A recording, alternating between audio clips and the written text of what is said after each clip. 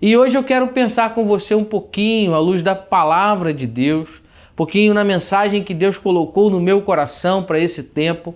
Mensagem que falou muito comigo e tenho certeza que vai falar com você na noite de hoje. E para isso, eu quero te convidar a abrir a sua Bíblia. Pegue a sua Bíblia.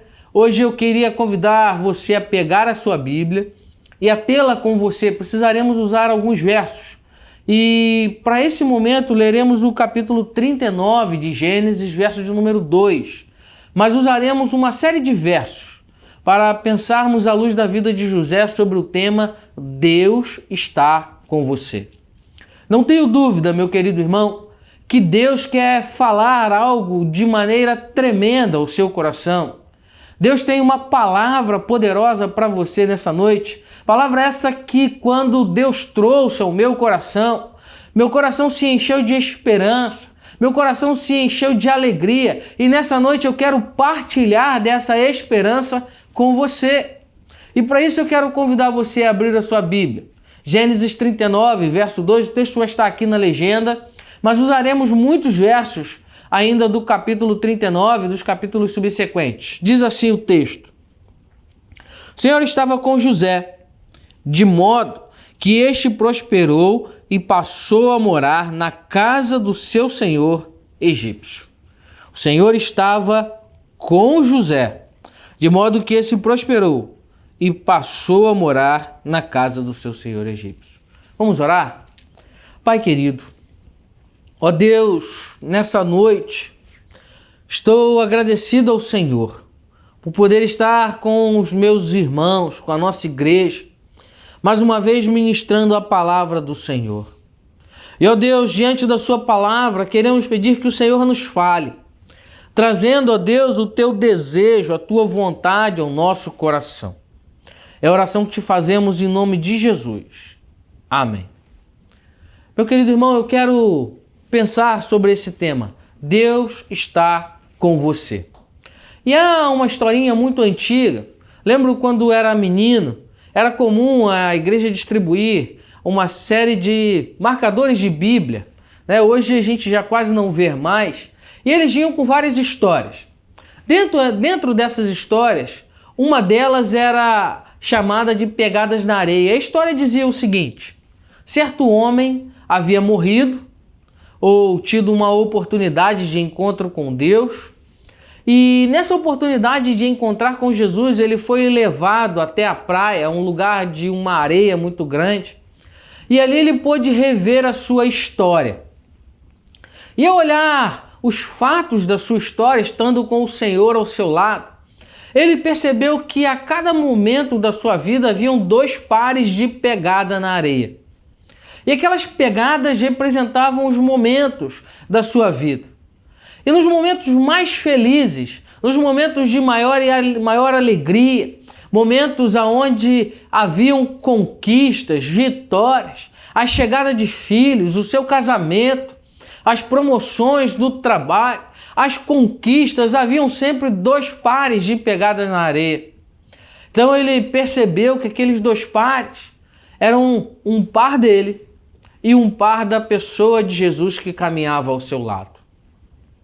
Mas ao observar atentamente aquelas pegadas sobre a areia, ele vai perceber que nos momentos de dificuldade, nos momentos de batalha, momentos onde perdeu um ente querido, momentos de derrota, momentos de tragédia, aqueles dois pares de pegadas desapareciam e apenas um par de pegadas estavam marcados na areia. E ao perceber aquilo, o coração daquele jovem se entristece.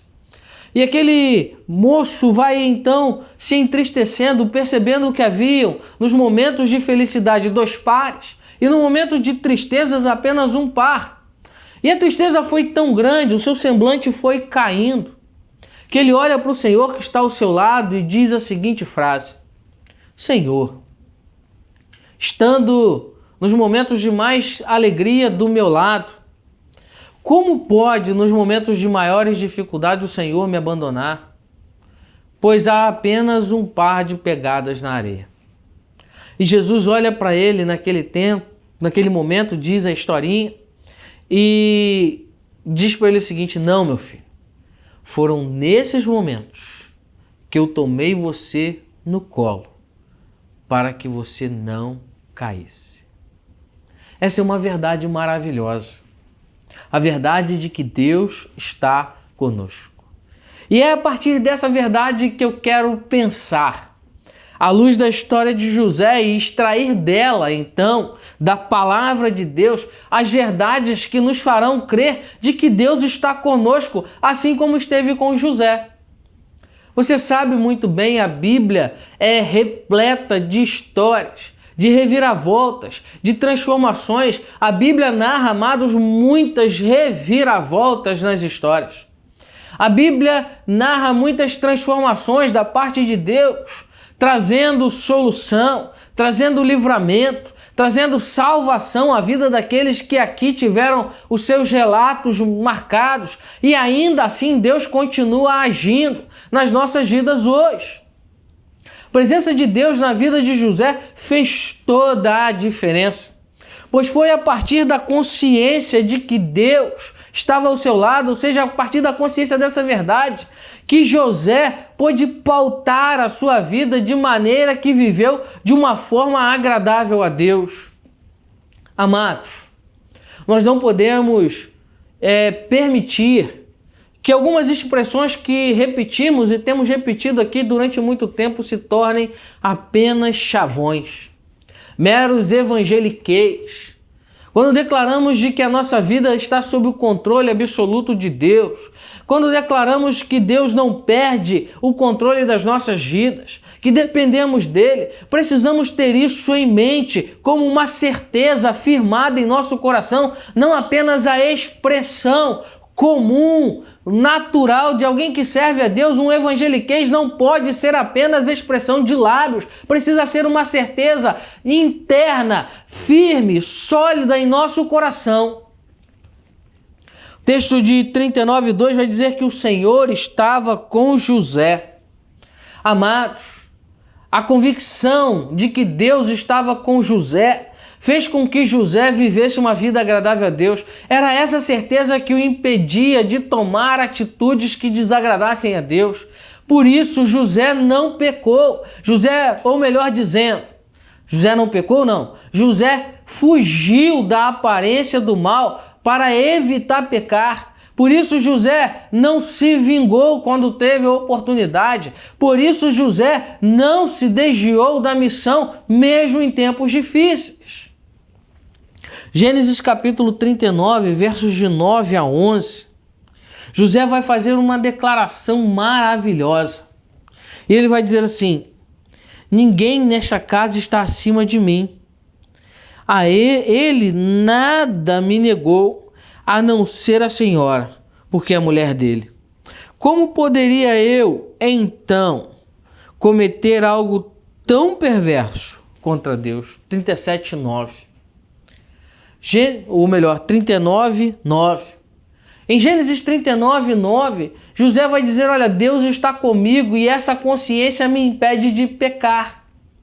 E a história de José começa lá no capítulo 37, trazendo à memória algumas coisas que Deus lhe chamou em sonho. José recebe um chamado de Deus, e lá no capítulo 37, verso de 9 a 11, então vai dizer assim: depois teve outro sonho e contou aos seus irmãos: tive outro sonho, e desta vez o sol, a lua, 11 estrelas se curvaram diante de mim. Quando o contou ao pai e aos irmãos, o pai lhe repreendeu e disse: que sonho foi esse que você teve? Será que eu, sua mãe e seus irmãos viremos a nos curvar até o chão diante de você? Assim seus irmãos tiveram ciúme deles. O pai, no entanto, refletia naquilo. Amados, capítulo 37, de 9 a 11, nós vemos claramente o chamado de Deus na vida de José. Mas o chamado de Deus na vida de José não o isentou de batalhas, não assegurou a ele um tempo de paz tranquilo, livre de aflições, livre de dificuldades, muito pelo contrário. Pois as dificuldades, os sofrimentos na vida de José Seria um meio pelo qual Deus usaria para lapidar o seu caráter e por isso realizar algo maior. Deus vai lapidando, amados, o nosso caráter nesse tempo também.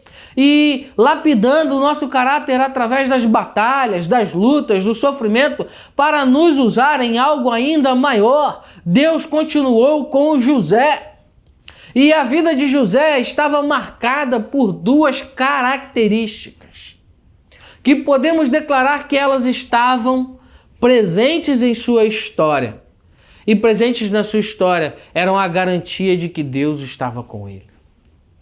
Primeira característica que precisamos destacar aqui na introdução era a fidelidade. A consciência de José de que Deus estava ao seu lado o impedia de cometer práticas abomináveis a Deus. A consciência de que Deus andava com ele, de que ele estava na constante presença de Deus, fazia com que José desejasse viver de maneira fiel a este Deus. Li aqui para você o verso 9 do capítulo 39. A segunda coisa era de que a característica marcante de José era a prosperidade. E o verso 2 do capítulo 39 diz que o Senhor estava com José de modo que esse prosperou e passou a morar na casa do seu senhor egípcio. Ou seja, José prosperou. Mas José prosperou, perceba bem, sendo escravo na casa de alguém. E aqui preciso fazer um parênteses e destacar para você, havia na vida de José a prosperidade de Deus, que hoje é muito mal compreendida. As pessoas querem entender a prosperidade de Deus como entendem a prosperidade do mundo. A prosperidade do mundo está no acúmulo de bens, está no acúmulo de bens materiais, de dinheiro, de patrimônio. A prosperidade de Deus, amados, está ao contrário disso. A prosperidade de Deus está em ter bom êxito em tudo o que fazemos. E aqui José prosperou, o texto vai declarar isso, sendo um escravo na casa de Potifar. Ou seja, aos olhos humanos, José não havia prosperado nada, ele era escravo. Mas aos olhos de Deus, ele estava sendo abençoado por Deus porque José estava progredindo, recebendo a bênção de Deus. Então observe bem, a prosperidade de Deus é diferente da prosperidade do mundo. Não busque em Deus a prosperidade do mundo, pois muitas vezes Deus deseja nos dar uma prosperidade que vai produzir paz, tranquilidade, bênção na vida de outros, ainda que aparentemente não tenhamos nada, tendo em Deus tudo. Por isso, no verso 39 do capítulo 39, José se nega a pecar contra Deus. José vai dizer que Potifar o havia proibido, mas ele não estava deixando de tomar a sua mulher por causa de Potifar. Mas o fundamento principal era que ele não poderia cometer algo perverso e pecar contra Deus. Por isso, meu irmão, eu quero declarar para você, à luz de alguns textos da história de José, do capítulo 37 até o capítulo 50. Deus está com você, assim como esteve com José. E Deus está com você, comigo e com você, quando todos lhe desprezam. Observe o capítulo 37, versos 3 e 4, vai dizer assim: Ora, Israel gostava mais de José do que de qualquer outro filho. Porque ele havia nascido em sua velhice. Por isso mandou fazer para ele uma túnica longa. Quando seus irmãos viram que o pai gostava mais dele do que qualquer outro filho, odiaram-no e não conseguiram falar com ele amigavelmente. O texto vai dizer que os irmãos de José desprezam ele, tem rancor, o odeiam. E essa expressão vai fazer com que eles não tenham uma amizade com José, porque o pai gostava mais dele. E José foi desprezado, meus irmãos, por aqueles que deveriam lhe amar. É claro que Jacó aqui, o texto vai falar de Israel, você sabe que Jacó e Israel são a mesma pessoa. Ele prepara uma túnica diferenciada, uma túnica principesca e dá a José. E essa túnica fez com que o ódio dos irmãos se aumentasse contra José, porque os seus irmãos tinham ciúme dele. José foi desprezado na sua própria casa. E José tinha uma prática. Ele contava ao seu pai Jacó a má fama dos seus irmãos. Ele contava aquilo que seus irmãos faziam de errado. Ou seja, aquilo que seus irmãos faziam que era errado. Então José contava para o pai, os irmãos tinham má fama. Então José era desprezado dentro da sua própria casa. O pai gostava mais dele. E quando os irmãos viram, eles os odiaram. E eles não conseguiam ter uma relação. Sabe? José foi odiado dentro da sua própria casa. A relação não era boa, mas Deus continuava com José. Se mesmo rancor, se mesmo ódio foi experimentado por Jacó, lá em Gênesis 27:41, está o relato disso que diz: e Esaú guardou rancor contra Jacó por causa da bênção que o seu pai lhe dera. E disse a si mesmo: os dias de luto da morte do meu pai estão próximos, então matarei o meu irmão Jacó.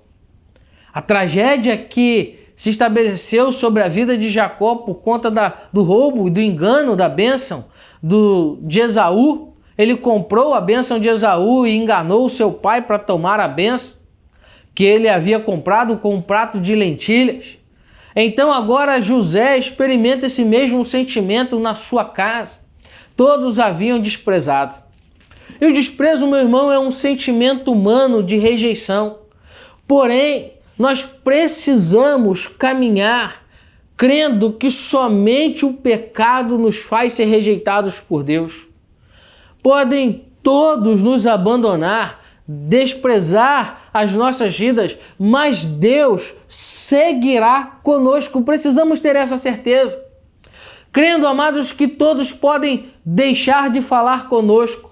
Todos podem escolher, é claro, que não podemos ser negligentes e achar que quando estamos errados as pessoas que se virem. Não é assim.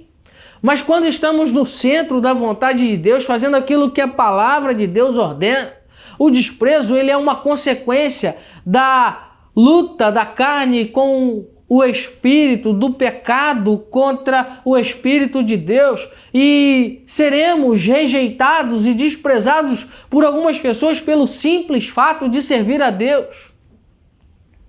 Mas esse desprezo não pode nos fazer parar, pois devemos caminhar crendo que Deus não nos abandona. Isaías 49, verso 15, Deus vai trazer uma declaração através do profeta maravilhosa a esse respeito. E ele diz assim: será que uma mãe pode se esquecer do bebê que ainda mama e não ter compaixão do filho que gerou? Embora ela possa se esquecer, eu não me esquecerei de você. Que palavra! Todos podem lhe desprezar, Deus não lhe desprezará. Segunda coisa que eu quero pensar com você, meu querido irmão, é de que Deus está com você quando a tragédia acontece também. Deus está com você quando a tragédia acontece. Veja os versos de 18 a 25 do capítulo 37, diz assim: mas eles o viram de longe e antes que chegasse planejaram matá-lo. Lá vem aquele sonhador, diziam uns aos outros. É agora, vamos matá-lo e jogá-lo num desses poços. E diremos que um animal selvagem o devorou. Veremos então o que será de seus sonhos. Quando Rúben ouviu isso, tentou livrá-los da mão dele, dizendo: não lhes tiremos a vida. E acrescentou: não derramem sangue. Joguem-no naquele poço no deserto, mas não toquem nele. Rubens propôs isso com a intenção de livrá-lo e levá-lo para seu pai. Quando chegando José, seus irmãos lhes arrancaram a túnica longa. Agarraram-no e jogaram-no no poço que estava vazio e sem água. Ao se assentarem para comer, viram de longe uma caravana de ismaelitas que vinha de Gileade. Seus camelos estavam carregados de especiarias, bálsamos e mirra, que eles levaram para o Egito.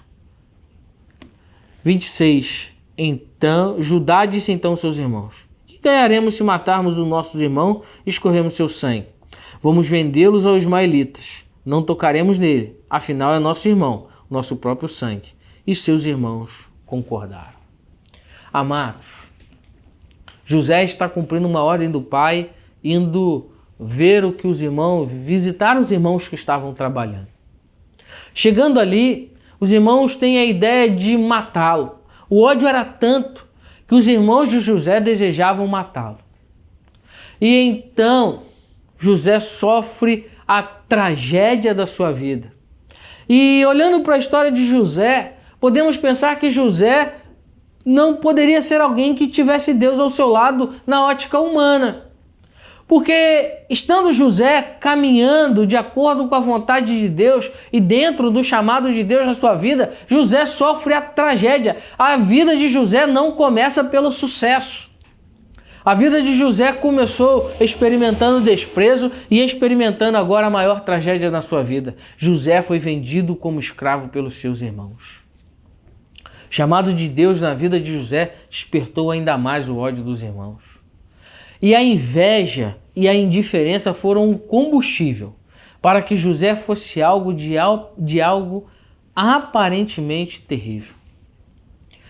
Aos olhos humanos, podemos pensar que a vida de José era uma verdadeira desgraça, por ter sido vendido pelos seus próprios irmãos. Mas Deus continuava com José.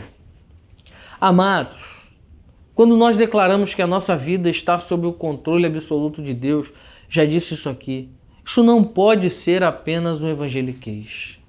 Isso não pode ser apenas uma força de expressão bonita que acostumamos a repetir e a declarar por prática da religião. Ela precisa ser uma verdade fundamentada e sólida no nosso coração. Deus não perdeu o controle da vida de José. Deus continuava com José, mesmo sendo ele alvo da tragédia. Pois essa tragédia Deus usou para lapidar e transformar a história de José. Deus continua com você. Deus continuou com José. Deus continua comigo, mesmo em meio às tragédias da vida. Porque elas chegam, elas passam. Uma verdade, amados, que precisamos crer é que em meio às tragédias e às desgraças, Deus continua conosco. E Ele as usará para o seu propósito absoluto, para cumprir em mim e você aquilo que Ele deseja. Terceira coisa que eu quero pensar com você é de que Deus está com você quando você é injustiçado. José é vendido como escravo pelos ismaelitas, vai para o Egito, se torna então escravo na casa de Potifar. E na casa de Potifar, a casa de Potifar é abençoada. O verso 2 que lemos na introdução diz isso, pela presença de José. E agora então José vai precisar lidar com a injustiça. Versos 19 e 20 do capítulo 39 dizem assim: quando seu senhor ouviu que a sua mulher lhe disse, foi assim que o escravo me tratou, ficou indignado. Mandou buscar José e lançou-o na prisão em que eram postos os prisioneiros do rei. Você conhece a história? Se não conhece, depois você pode ler. Mas José aqui é injustiçado, pois a mulher de Potifar queria ter uma relação ilícita com ele. Ele foge, o seu manto fica na mão da mulher. Então, tendo o seu manto na mão da mulher, agora a mulher o acusa de tê-lo tentado a violentá-la. E José é injustiçado e é lançado novamente na prisão. Deus continuava com José. E a vida de José continua descendo ladeira abaixo. Desprezado pela família, a tragédia chegou na sua casa e agora, quando aparentemente havia melhorado, José é então injustiçado. José foi correto na casa de Potifar, porém alvo da mentira e da injustiça da mulher de Potifar. Foi injustiçado porque se recusou a fazer a vontade da carne para fazer a vontade de Deus. Verso 9 vai dizer, olha, eu não posso cometer algo tão perverso contra Deus. José amados, é lançado novamente na prisão.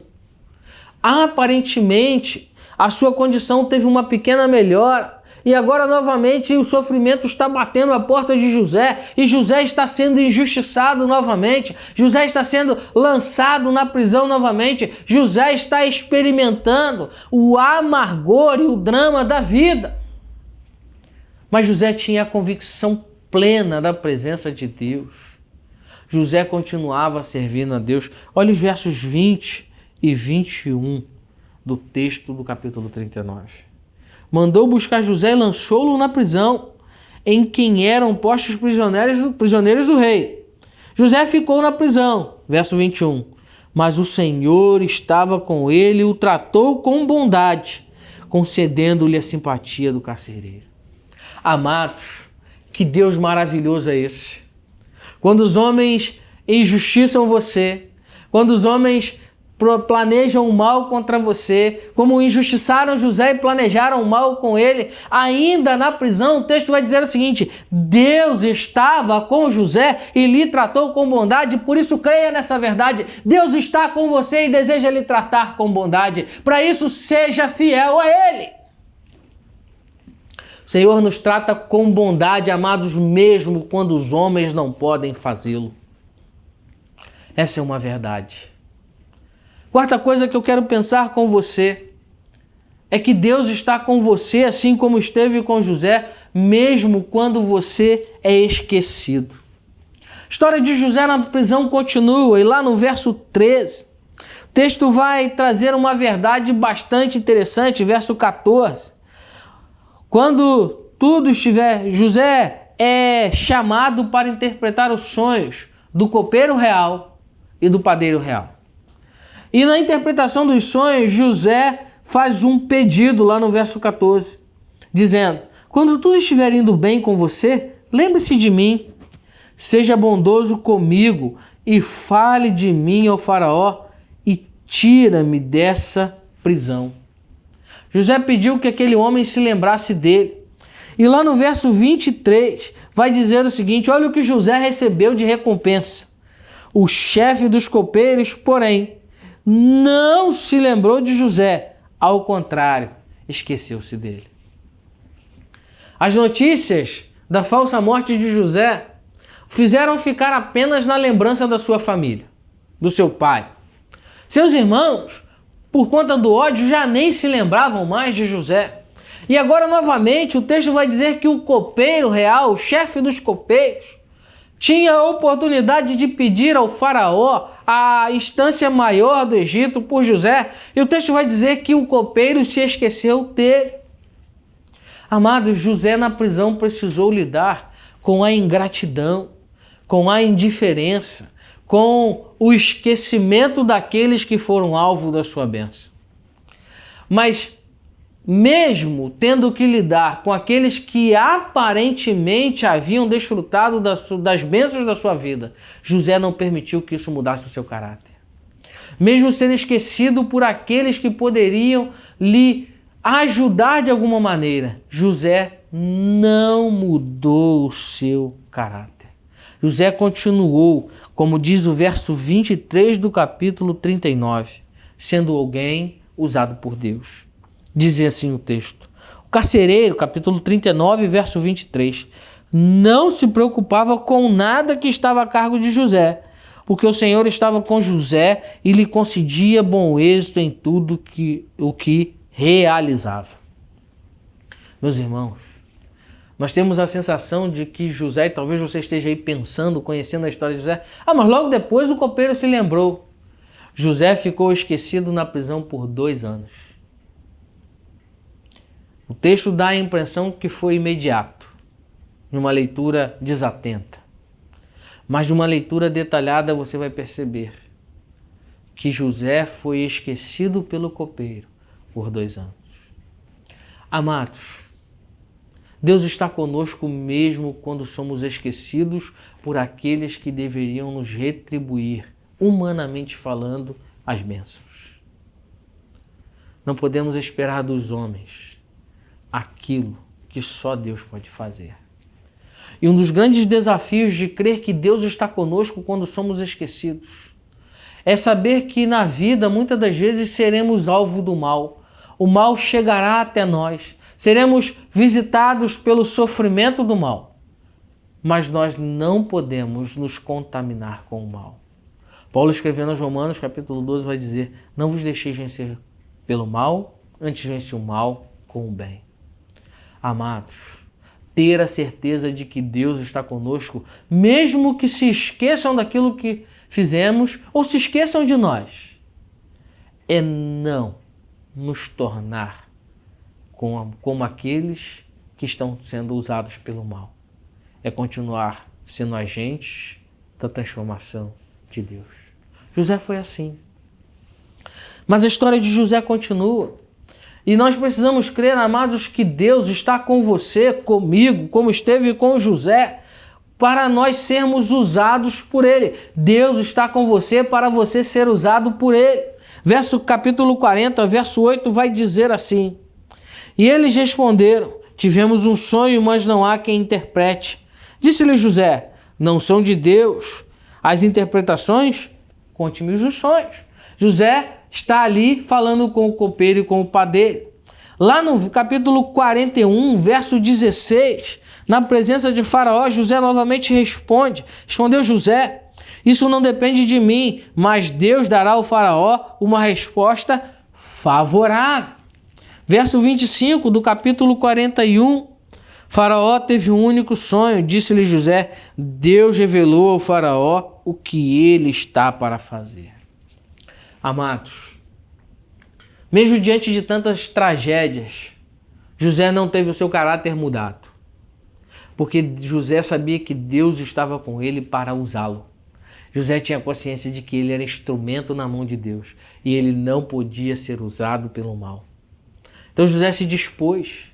José não tomou para si o crédito que pertencia a Deus. Colocou-se principalmente como servo na mão de Deus. Deixou Deus usar da sua vida. José se deixou gastar por Deus. José deixou Deus gastar a sua vida da maneira em que ele entendia. Amados, precisamos crer nisso. Deus está conosco para nos usar. E nos usar significa deixar gastar-se por Deus. Por causa de José, amados, Deus abençoou a casa de Potifar. Capítulo 39, verso 2, você vai ver isso. Por meio de José, Deus orienta Faraó agora a lidar no Egito.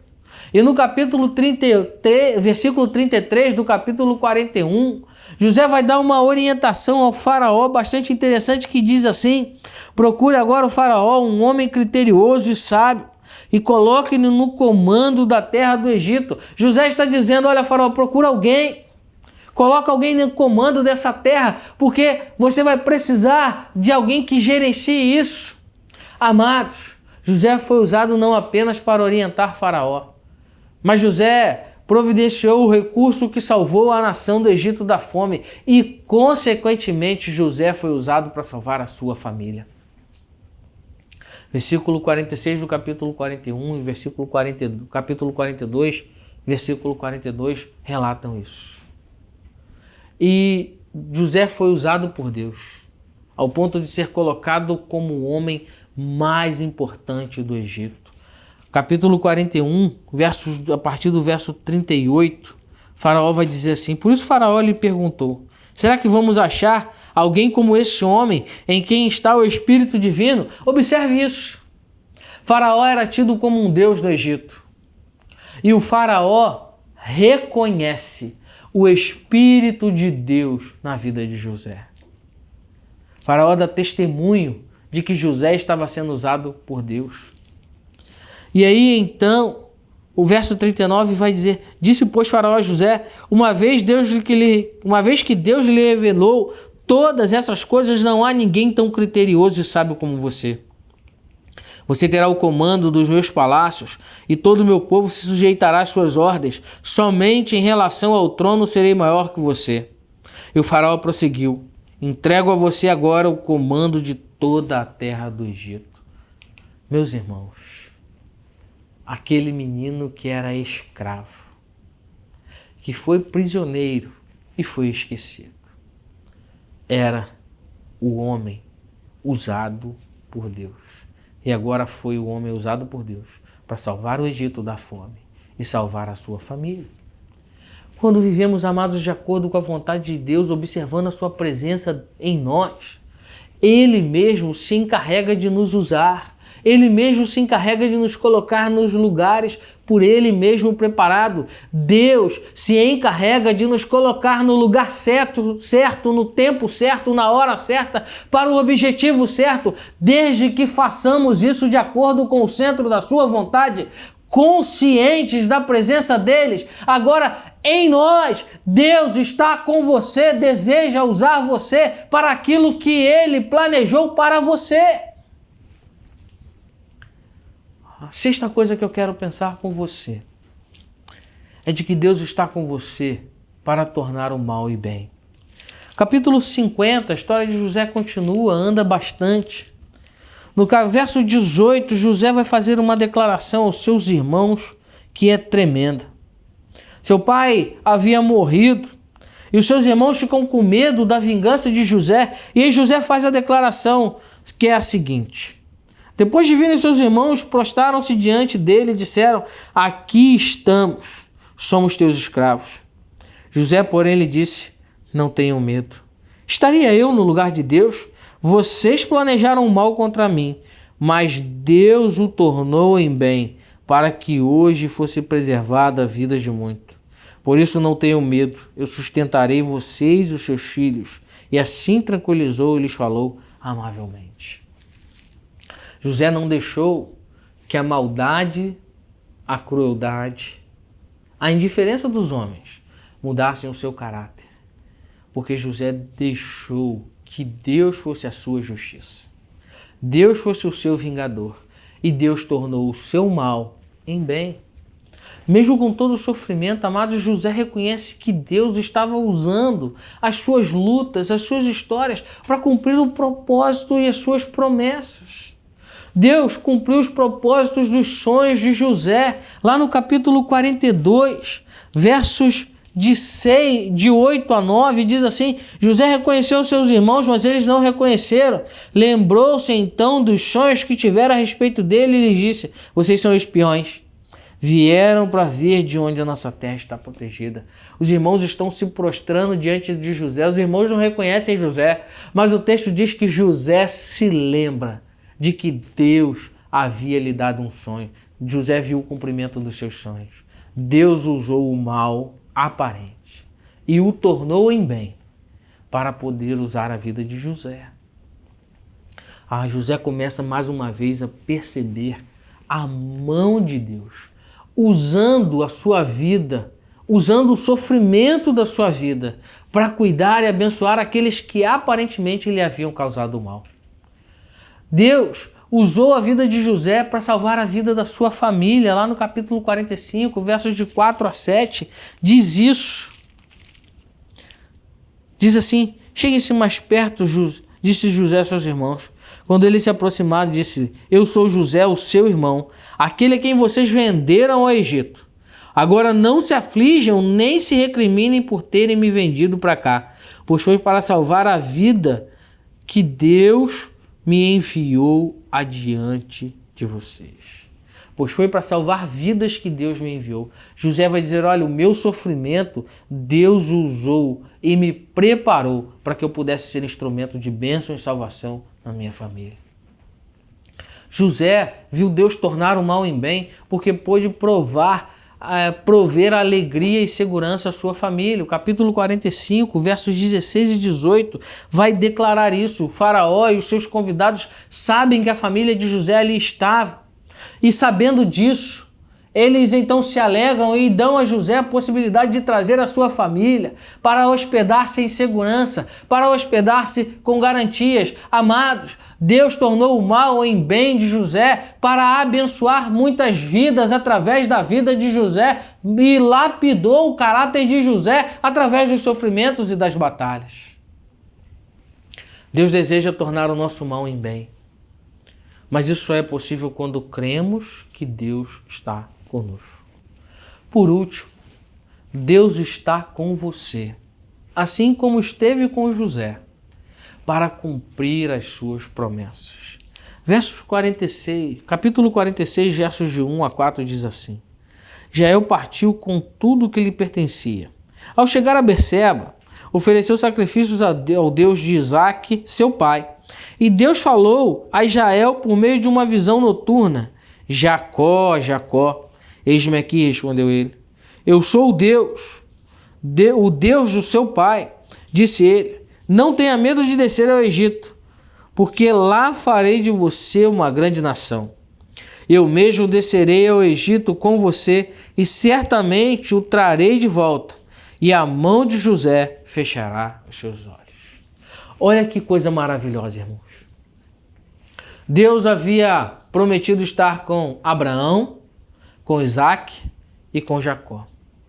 E agora, feito essa promessa, feito essa declaração, Deus aparece em sonho para Jacó, melhor dizendo, e diz o seguinte: Jacó, não tenha medo, pois eu vou com você. Não tenha medo, porque eu seguirei com você.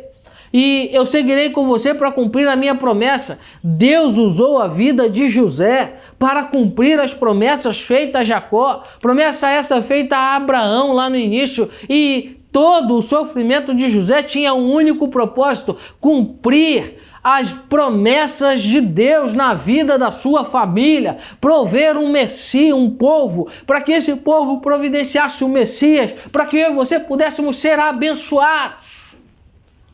Meu irmão, Deus usou toda a vida de José para que ele fosse o meio pelo qual ele cumpriria o seu propósito e a sua promessa na vida de Jacó e a sua família. Deus gastou a vida de José. Deus usou o sofrimento na vida de José, mas Deus esteve com José. Deus cumpriu as suas promessas. Deus cumpriu os sonhos dados a José. Deus cumpriu as promessas na vida de Jacó. Você conhece a história. Se não conhece, leia a partir do capítulo 37 de Gênesis até o capítulo 50 e você vai saber bem. Eu quero concluir dizendo: mesmo que as circunstâncias humanas possam parecer contrárias, creia de verdade. Deus é especialista em reviravoltas. Vale a pena permanecer. Muitas das vezes as pessoas perguntam: vale a pena permanecer em Deus? Com tantas batalhas, com tantas lutas, com tanto sofrimento, vale a pena? Como a mulher de Jó disse a ele, né? Amaldiçoa o seu Deus e morre. Vale a pena, amados. Vale a pena.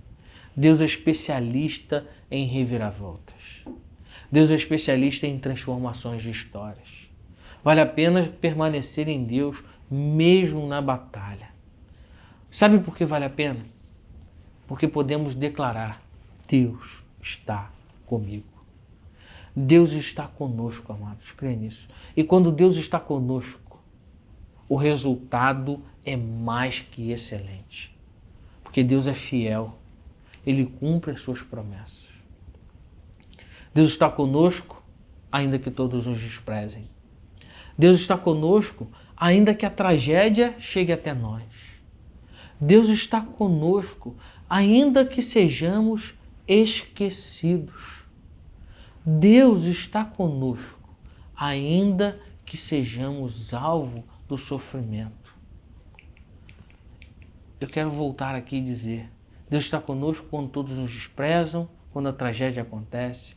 Deus está conosco quando somos injustiçados. Deus está conosco quando somos esquecidos. Mas Ele está conosco para que sejamos usados por Ele. Ele está conosco para que possamos ver o nosso mal se tornar em bem. E Ele está conosco para cumprir o seu propósito, as suas promessas. Por isso hoje eu quero lhe desafiar para que você olhe para a sua vida. Olhe para aquilo que você está vivendo, para esse momento que você está vivendo. E convide Deus para lhe mostrar aonde e como Ele deseja usar você. As circunstâncias. As suas circunstâncias são de sofrimento, de esquecimento, de tragédia.